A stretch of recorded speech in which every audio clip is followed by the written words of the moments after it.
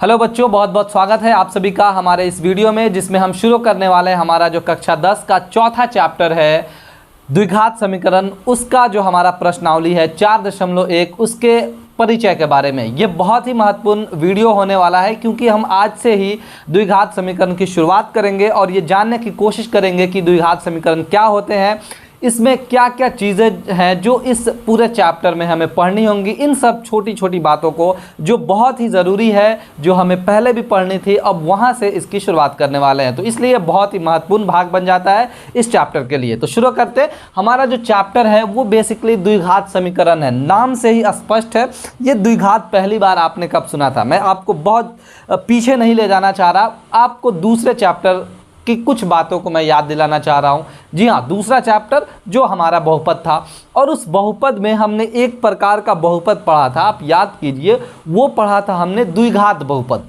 उसी द्विघात बहुपद को थोड़ा सा हम लोग जानेंगे और उसी द्विघात बहुपद से द्विघात समीकरण बनाएंगे, और फिर इन समीकरणों के जो भी हल होते हैं, जो द्विघात समीकरण होते हैं उनके जो भी हल होते हैं, उनके बारे में बहुत ही विस्तार से हम बात करने वाले हैं आगे वाले जो भी प्रश्नावली में। लेकिन आज का जो हमारा प्रश्नावली होने वाला है, जो हमारा परिचय वाला भाग होने वाला है, उसमें हम सिर्फ बेसिक चीज़ों के बारे में जानेंगे जो द्विघात समीकरण से जुड़ी हुई हैं। तो मैं बात कर रहा था अभी द्विघात बहुपद के बारे में, तो याद कीजिए कि आपने द्विघात बहुपद में क्या पढ़ा था। जल्दी से याद कीजिए कि द्विघात बहुपद में हमने क्या पढ़ा था।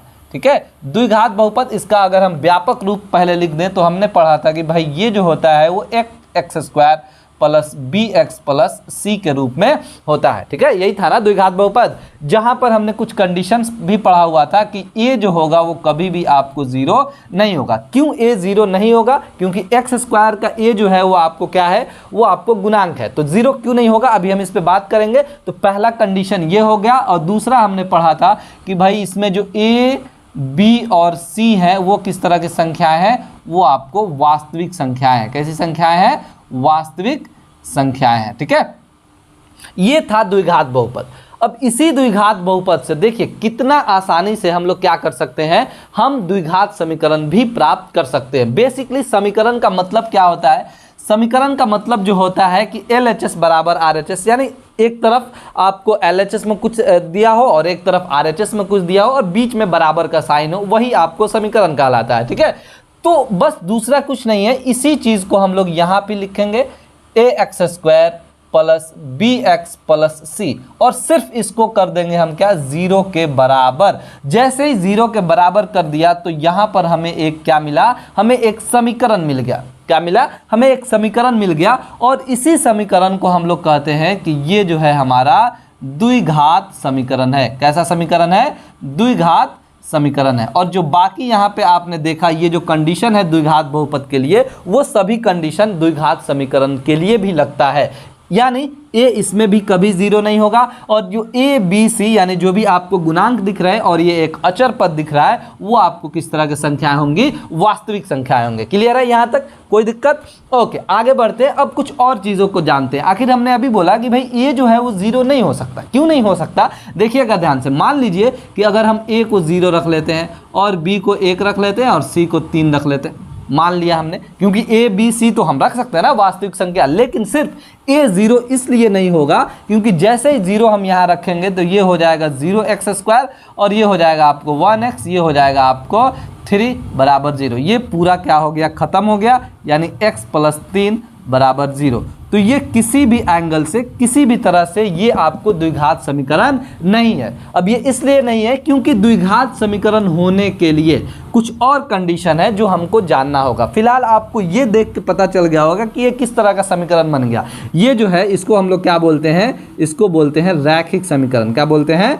रैखिक समीकरण। तो हम तो रैखिक समीकरण थोड़ी जान रहे हैं, हम तो द्विघात समीकरण के बारे में पढ़ रहे हैं। इसलिए जैसे ही ए जीरो हो गया, इसका मतलब है कि वो आपको रैखिक समीकरण बन गया, वो द्विघात समीकरण नहीं हो सकता है। इसका मतलब ये है कि ए कभी भी आपको जीरो नहीं होगा। क्लियर है?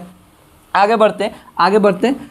अब इसमें हम क्या करेंगे, ध्यान से देखिएगा, हम द्विघात समीकरण के थोड़ा घात के बारे में बात कर लेते हैं। घात का मतलब डिग्री, पावर, आप बहुत अच्छे से जानते हैं।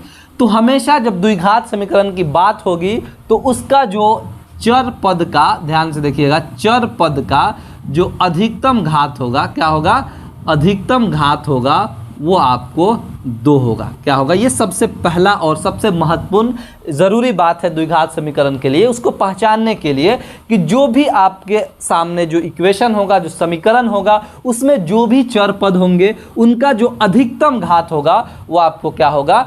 2 हो सकता है। ठीक है, यानी अधिकतम घात भी नहीं बोले तो सिर्फ ये भी बोल सकते हैं कि उसका जो चर पद का घात होगा वो आपको 2 होना चाहिए, ये ज़रूरी है। ठीक है, 2 नहीं है इसका मतलब वो आपको द्विघात समीकरण नहीं है। जैसे यहाँ पर हम कोई भी एक एग्जांपल ले सकते हैं, जैसे हमने बोला कि भाई ठीक है ए बी सी आप कोई भी वास्तविक संख्या ले लीजिए, बस ए 0 नहीं रखिए, तो लेते हैं ना, कोई भी ले लेते हैं। मान लीजिए ए हमने ले लिया 1 और बी जो ले लिया वो आपको क्या ले लिया? वो आपको 2 ले लिया और सी जो है वो 3 ले लिया। तो बताइए तो एक द्विघात समीकरण यहाँ से बन जाएगा। कैसे बनेगा? देखिए 1x² यानी 1 नहीं लिखते तो x² प्लस 2x प्लस 3 बराबर 0। देखिएगा ध्यान से, इसमें जो भी आपके चर पद हैं यानी एक x यहाँ है और यहाँ है x, तो इस x का जो पावर है यानी घात है तो 1 है, लेकिन इसका जो दूसरा यहाँ पे देखिएगा तो इसका जो घात आपको दिख रहा होगा वो आपको क्या हो जाएगा? 2 हो जाएगा। इसलिए ये क्या है? एक द्विघात समीकरण है। फिर आगे बढ़ते हैं हम लोग, फिर आगे बढ़ते हैं। मान लीजिए कि यहाँ पर हम कुछ और वैल्यू रखते हैं, ठीक है। ध्यान से देखिए, यहाँ पर हमने रख लिया 3x power 4 plus 2x³ plus 5x² बराबर 3 प्लस 3 बराबर 0। ठीक है, ये एक ले लिया। अब आप बताइए कि क्या ये द्विघात समीकरण है? ये द्विघात समीकरण नहीं है। क्यों नहीं है? क्योंकि हमने आपको बताया कि चर पद का जो घात होना चाहिए वो ज़्यादा से ज़्यादा कितना होना चाहिए? आपको 2 होना चाहिए, लेकिन 2 के अलावा यहाँ पर 3 दिख रहा होगा, यहाँ पे 4 दिख रहा होगा, तो ये आपको द्विघात समीकरण नहीं है। ठीक है, ये बात क्लियर हो गया कि आपको द्विघात समीकरण पहचानने का सबसे अच्छा तरीका ये है कि उसके पावर को देखेंगे और पावर जो होना चाहिए वो ज़्यादा से ज़्यादा आपको क्या होना चाहिए? 2 होना चाहिए, यानी डेफिनेटली 2 होना चाहिए, ये हम याद रखेंगे। अब देखिए ये जो हमने लिखा है यहाँ पे ax² plus bx plus c, तो ये जो है यहाँ पर a b c के जगह पे तो हम अनगिनत वास्तविक संख्याएं रख सकते हैं, ये तो क्लियर है। तो ये जो आपका रूप बना है, इस रूप को हम लोग कहते हैं कि ये किसका है? ये इसका व्यापक रूप है। किसका व्यापक रूप है?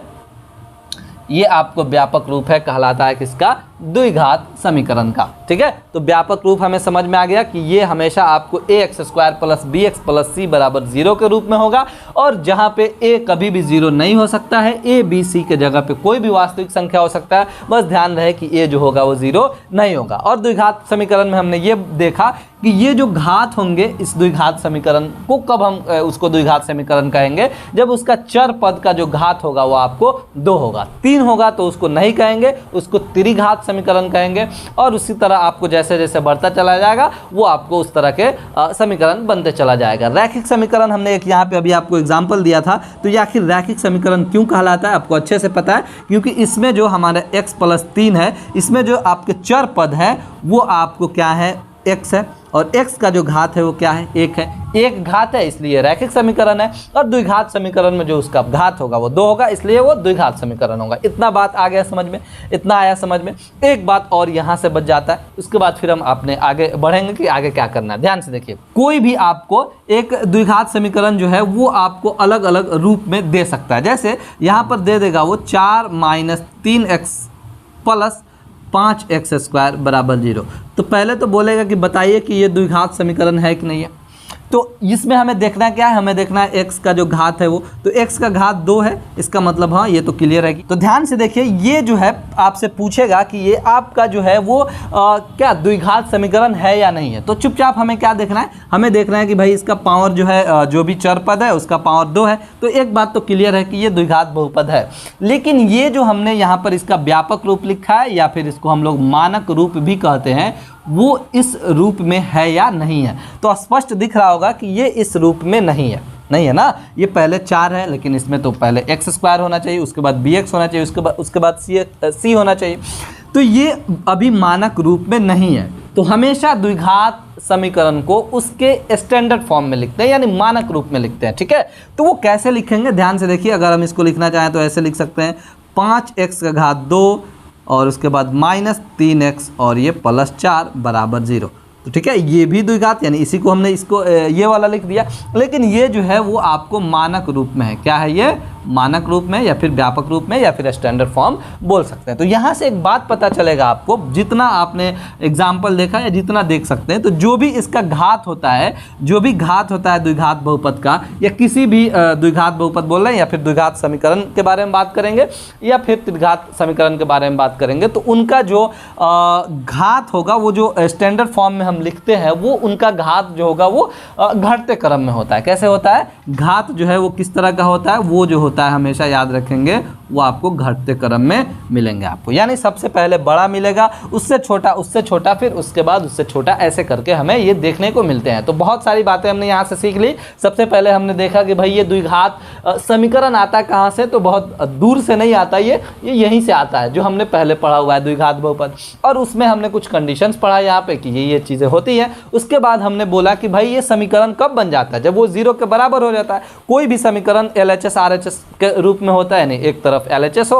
और बीच में बराबर हो RHS हो, तो वो समीकरण हो गया। तो यहाँ पर हमने बता दिया कि ये जो है आपको द्विघात समीकरण है। ठीक है, उसके बाद हमने बताया कि द्विघात समीकरण में ए 0 क्यों नहीं होना चाहिए। ये इसलिए नहीं होना चाहिए क्योंकि ए 0 हो जाता है तो फिर वो द्विघात समीकरण रहता ही नहीं है, वो रैखिक समीकरण बन जाता है। पर हम द्विघात समीकरण पढ़ रहे हैं। उसके बाद हमने बोला कि नहीं, द्विघात समीकरण होने के लिए एक और चीज़ महत्वपूर्ण है, वो सबसे ज़्यादा महत्वपूर्ण क्या है? उसका घात। और वो चर पद जो भी होंगे उसमें उनका जो घात होना चाहिए, वो एक घात जो है 2 होना चाहिए। एकदम क्लियर है, यानी ज़्यादा से ज़्यादा जो मैक्सिमम पावर है वो कितना होना चाहिए? 2 होना चाहिए। ठीक, तो इस तरह से ये हमने देख लिया। उसके बाद हमने 1-2 एग्जाम्पल लिखा यहाँ पे, कुछ मान रख के, तो ये एक द्विघात बहुपद बन गया। उसके बाद भाई हमने जाना कि ये जो फॉर्म हमने लिखा था वो उसका व्यापक रूप है या फिर मानक रूप है। उसके बाद हमने देखा कि जो भी आपके द्विघात समीकरण होते हैं वो आपको किस रूप में होते हैं? वो इस रूप में होते हैं, यानी इस रूप में, और उनका जो घात होता है हमेशा क्या होता है? घटते क्रम में होता है। ठीक है, तो अब फाइनली हमने द्विघात समीकरण का पूरा ऑपरेशन कर दिया कि इसमें क्या क्या चीज़ें होती है। अब प्रश्नावली 4.1 में जो हमारा कक्षा 10 का है उसमें हमें क्या पढ़ना है, अब इस पर बात कर लेते हैं जल्दी से। देखिए बहुत ध्यान से, बहुत आसान चीज़ें हमें अभी पढ़नी है। हमें सिर्फ ये जानना है यहाँ पे कि द्विघात समीकरण आपको पहचानने के लिए देगा। ठीक है, कि द्विघात समीकरण कैसे, ये जो दिया हुआ समीकरण है आपके सामने सिर्फ समीकरण रहेगा और बोलेगा कि बताइए द्विघात समीकरण है कि नहीं, यानी जांच करना है हमको। उसके बाद हमारे सामने कुछ अपने जो दैनिक जीवन से जुड़ी हुई बहुत सारे प्रॉब्लम्स है, बहुत सारी समस्याएं हैं, उनको हमें बोलेगा कि द्विघात समीकरण के रूप में व्यक्त कीजिए। तो ये 4.1 में हमें इन सब चीज़ों के बारे में ही पढ़ना है। ठीक है, अगर 4.2 और 3 इस तरह से आगे बात करेंगे तो जो भी हमारे सामने समीकरण अभी ये दिख रहे हैं या फिर बहुत सारे समीकरण आएंगे जो द्विघात समीकरण होंगे, उनके हलों के बारे में बात करेंगे कि उनके हल कैसे निकालते हैं, उनके मूल कैसे निकालते हैं, उसमें किन किन फार्मूला का आप यूज कर सकते हैं, इन सब चीज़ों के बारे में आगे पढ़ना है। तो अभी सिर्फ हमें क्या जानना है? अभी सिर्फ जानना है कि द्विघात समीकरण पहचानेंगे कैसे और द्विघात समीकरण बनाएंगे कैसे। किसी भी दैनिक जीवन से जुड़ी हुई समस्याओं को अगर उसके द्विघात समीकरण के रूप में व्यक्त करना हो तो कैसे व्यक्त करेंगे, इसके बारे में 2-3 हम लोग उदाहरण करेंगे और वहां से ये चीज़ें बहुत आसानी से क्लियर हो जाएंगी। तो आप इसको नोट कर सकते हैं या समझ लीजिए, स्क्रीनशॉट ले लीजिए। उसके बाद हम लोग कुछ एग्जाम्पल्स करते हैं, फिर आगे बढ़ते हैं। आइए एक एग्जाम्पल करते हैं। एक उदाहरण लिया हमने कि जांच कीजिए कि निम्न द्विघात समीकरण है या नहीं। ठीक है, हमें इन समीकरणों को देखना है, इसको बनाना है, इसको समझना है और बताना है कि ये द्विघात समीकरण है या नहीं। ठीक है, तो इसके लिए करना क्या होगा? पहले हमें पता होना चाहिए कि द्विघात समीकरण क्या है, जो हमने बहुत अच्छे से देख लिया।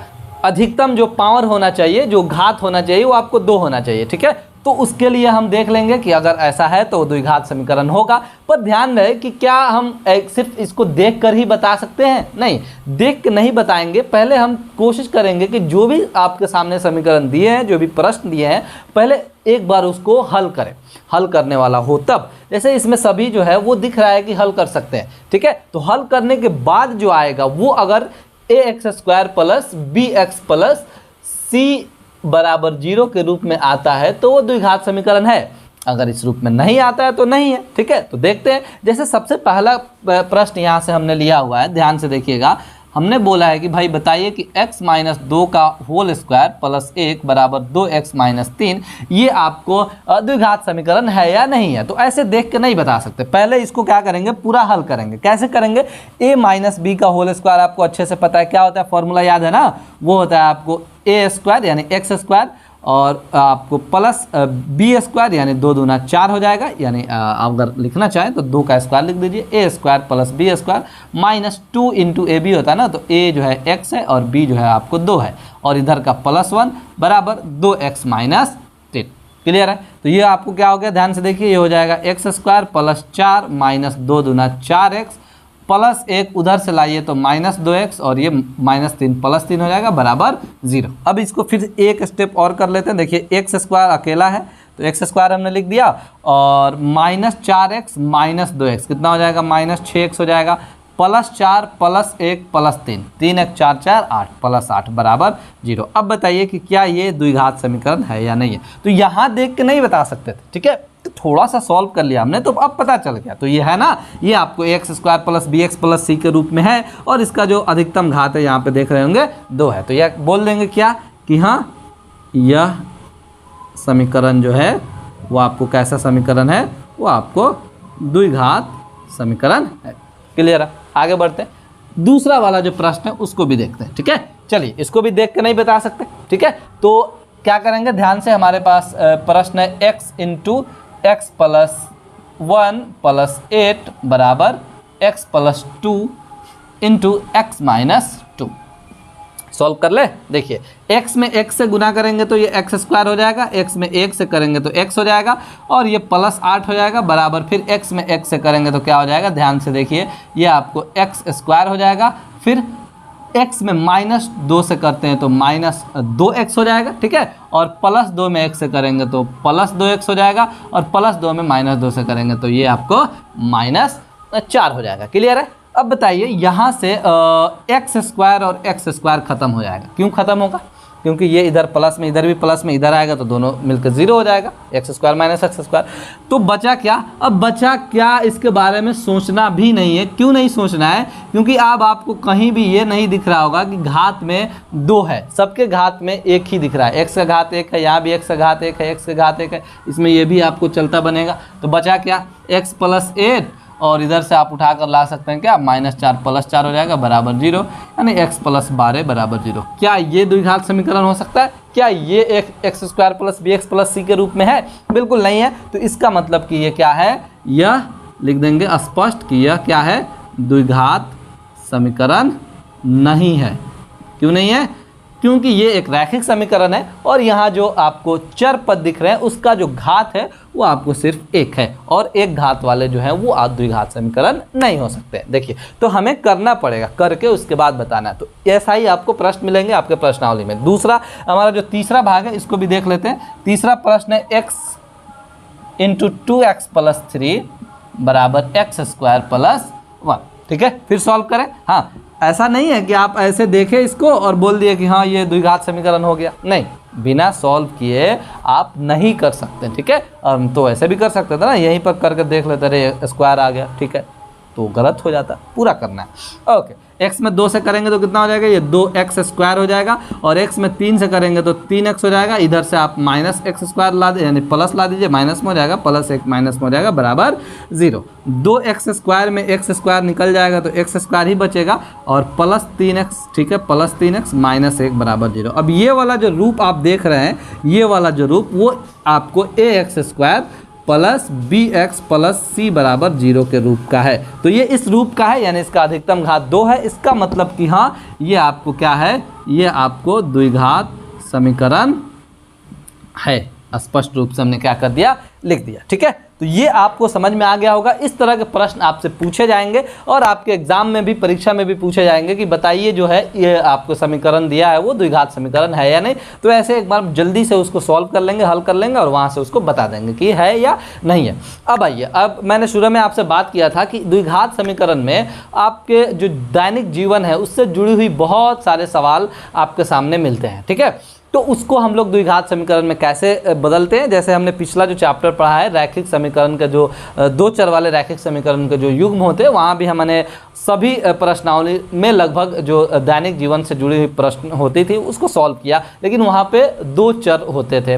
उसी तरह के प्रश्न इसमें भी मिलेंगे, लेकिन अच्छी बात ये होगी कि सिर्फ हमको एक चर का ही मान निकालना पड़ेगा, एक्स वाई एक ही किसी का निकालना पड़ेगा। वहाँ तो दो का निकालते थे, तो लेकिन वो होते किस तरह के प्रश्न है पहले एक बार जल्दी से उसके बारे में बात करते हैं। ठीक है, देखिएगा बहुत ध्यान से, इसको हम मिटा रहे हैं, आप चाहें तो नोट कर सकते हैं। ठीक है, एक हम एग्जाम्पल लेते हैं जल्दी से, अब ऐसे ही एक एग्जाम्पल लेते हैं और उसके बाद हम लोग एक और एग्जाम्पल लेंगे, उदाहरण लेंगे जो आपके बुक का होगा, और उसके बाद फिर आगे बढ़ेंगे। देखिए मैं क्या बोल रहा हूँ, एक अपने जो डेली लाइफ प्रॉब्लम है, यानी दैनिक जीवन जो में समस्याएं जो होती है, उनको हम अगर यहाँ पर एक लेना चाहें तो क्या ले सकते हैं। मान लीजिए कि एक जो है वो आपको आयतकार बाग है, या फिर क्या बोल सकते हैं इसको, पार्क। हाँ, पार्क बोल लीजिए, आसान है। एक आयतकार पार्क है और इस पार्क का एरिया दिया हुआ है। एरिया का मतलब अच्छे से पता है आपको, क्षेत्रफल दिया हुआ है।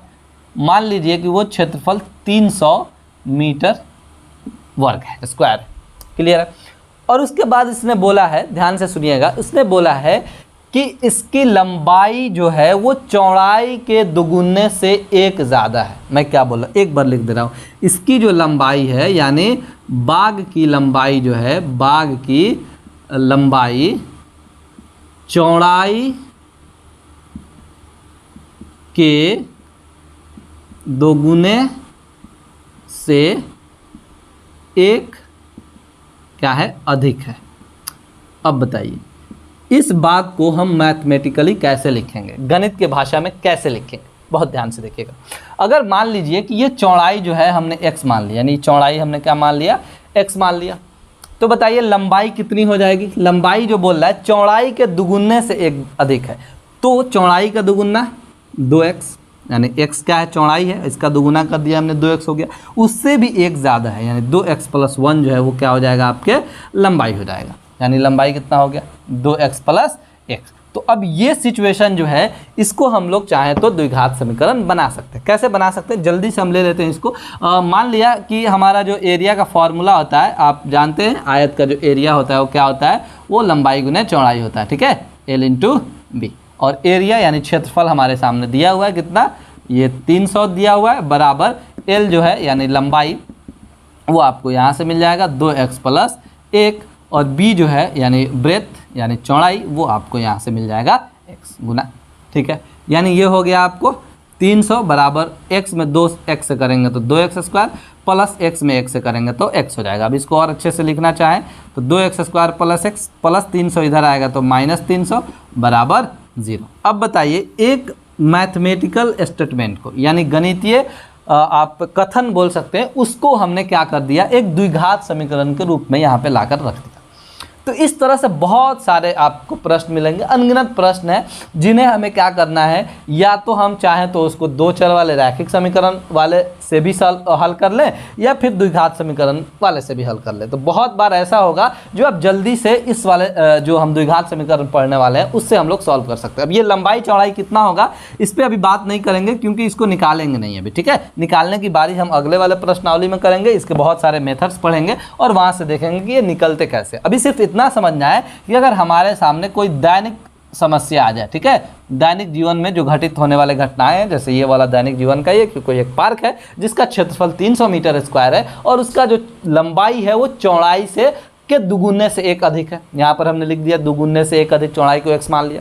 तो सिर्फ एक ही आपको निकालना पड़ेगा x का मान, और फिर वहाँ से वो बहुत आसानी से उसके लंबाई चौड़ाई या जो भी चीज़ें पूछी जाए उसको आप लोग बता सकते हैं। ठीक है, तो इस तरह की समस्याएं भी हमारे सामने आ सकती है। आपके बुक में, आपके किताब में एक एग्जाम्पल है, एक उदाहरण है, उसको करते हैं, उसके बाद फिर इस टॉपिक को ख़त्म करेंगे।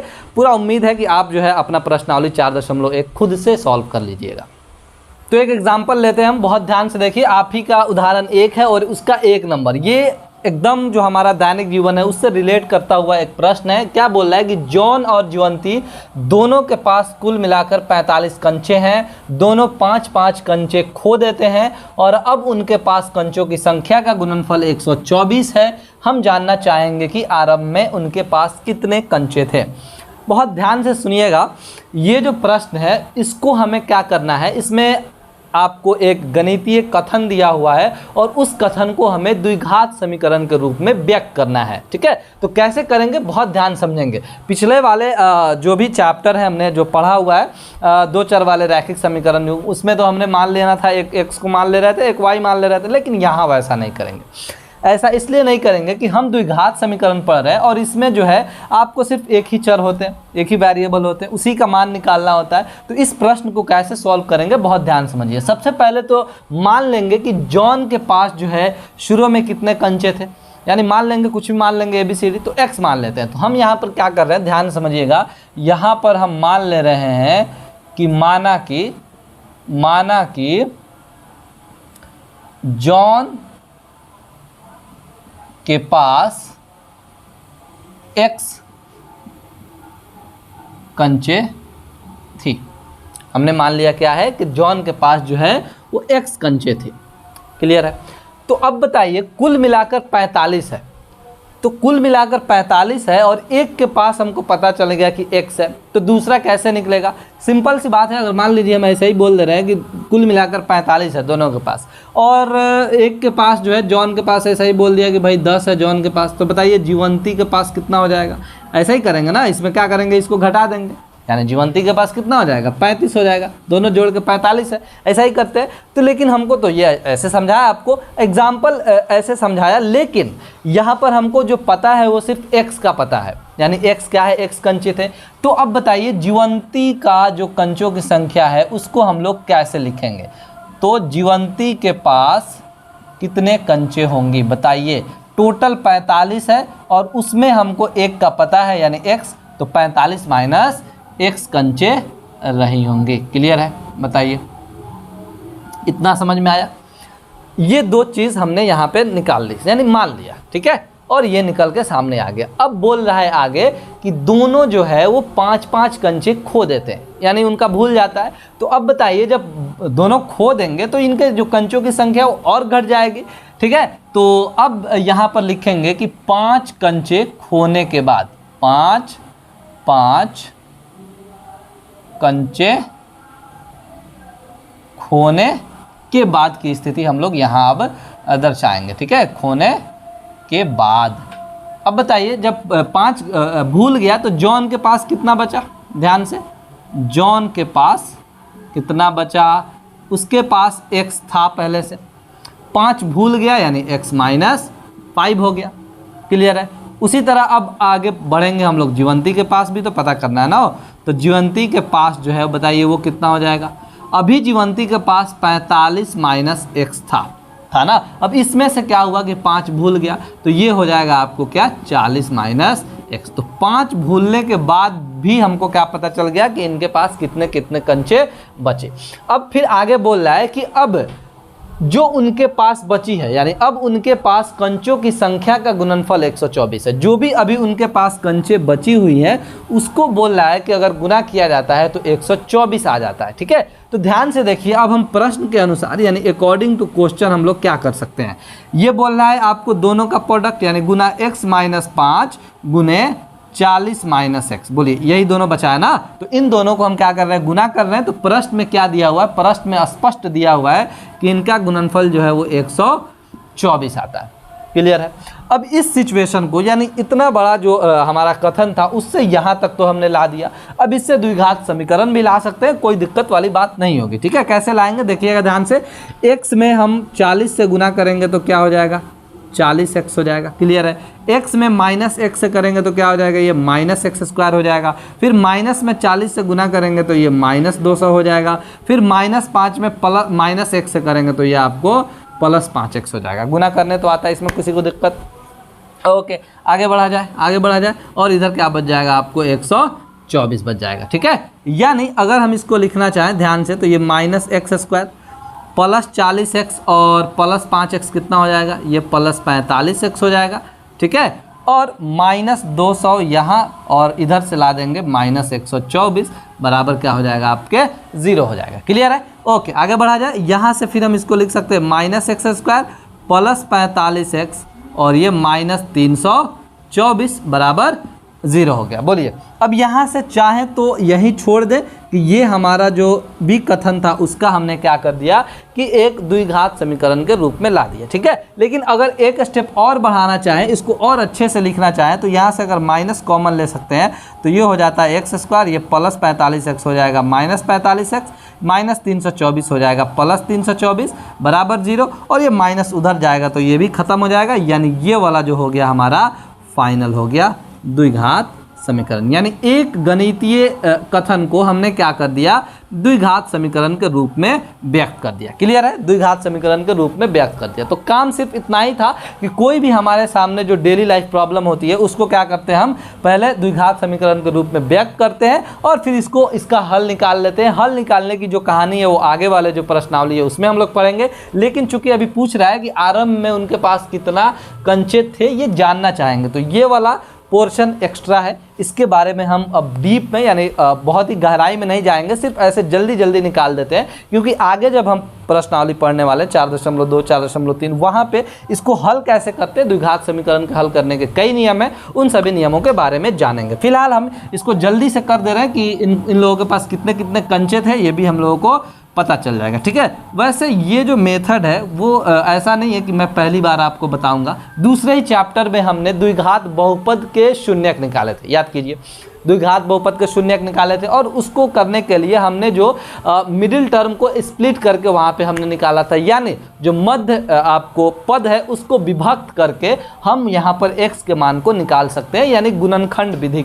अपना सकते हैं। तो वही काम हम यहाँ पर कर देंगे। फिलहाल अभी बहुत ज़्यादा जोर नहीं देंगे, जल्दी से कर लेते हैं। बताइए इसको हम लोग चाहें तो क्या लिख सकते हैं, इसको लिख सकते हैं एक्स स्क्वायर और 324 को ऐसे तोड़ना है कि आप जोड़े या घटाएं तो माइनस 45x आए और गुना करें तो 324 आ जाए। तो बहुत आसान है, मैं ऐसे कर सकता हूँ। अगर लिखूँ माइनस 9x और माइनस 36x तो दोनों को गुना करेंगे तो 324 आ जाएगा और दोनों को जोड़ेंगे तो माइनस 45 आ जाएगा, ठीक है। करते कैसे इसके बारे में बाद में बात करेंगे, जल्दी से ये काम कर लिया जाए। बराबर 0 हो गया, यानी ये हो गया आपको x कॉमन हो जाएगा तो x माइनस 9, यहाँ से माइनस 36 कॉमन हो जाएगा तो x और माइनस प्लस माइनस यहाँ भी 9 हो जाएगा बराबर 0, ठीक है। तो क्या हुआ ध्यान से देखिए, इसका मतलब x माइनस 36 गुने x माइनस 9 बराबर 0 हो गया। और ये 0 होने का मतलब ये होता है कि या तो ये 0 है या तो ये 0 है या दोनों 0 है। इसका मतलब है कि दोनों को हम लोग 0 के बराबर करेंगे तो x का मान क्या हो जाएगा, आपको 36 हो जाएगा। क्लियर है यहाँ पर, और यहाँ पर x माइनस 9 जो है वो 0 हो गया, यानी x बराबर 9 हो गया। तो कुल मिलाकर बात यह है कि द्विघात बहुपद जब हम सॉल्व करते हैं, हल करते हैं, तो हमको अधिकतम जो है वो 2 मान निकल के सामने आते हैं। तो यहाँ भी 2 मान आया और निकल के वो किस किस तरह के होते हैं इसको तो हम आगे जानने वाले हैं, ठीक है। फिलहाल ये वाला प्रॉब्लम सॉल्व हुआ कि और यहाँ पर 2 सिचुएशंस बने, ठीक है, यानी 36 और 9। तो ऐसा इसलिए हुआ क्योंकि 2 आपको स्थिति बनेंगी। सबसे पहले कि अगर जॉन के पास, ध्यान से देखिएगा, जॉन के पास अगर 36 होगा तो जीवंती के पास कितना हो जाएगा, जीवंती के पास 9 हो जाएगा। ऐसा भी हो सकता है कि जॉन के पास सिर्फ 9 रहे तो जीवंती के पास जो है वो आपको 36 कंचे हो सकती है। ये दोनों सिचुएशन यहाँ पे सामने आ सकता है। तो ये वाला पोर्शन मैं फिर बोल रहा हूँ ज़रूरी नहीं है, ठीक है, अभी नहीं समझेंगे। मैं ऐसे ही बता दिया कि उन लोगों के पास कितने कितने हो सकते हैं। हमें सिर्फ इतना करना था कि ये जो प्रॉब्लम था उसको हमें एक द्विघात समीकरण के रूप में ला देना था। ऐसे हम आगे भी करने वाले हैं। तो आई होप आपको ये पूरा जो परिचय वाला भाग है बहुत अच्छे से समझ में आया होगा। इसको बार बार देखिए और कोशिश कीजिए कि प्रश्नावली 4.1 जो है वो खुद से सॉल्व करें। चलिए बहुत बहुत धन्यवाद।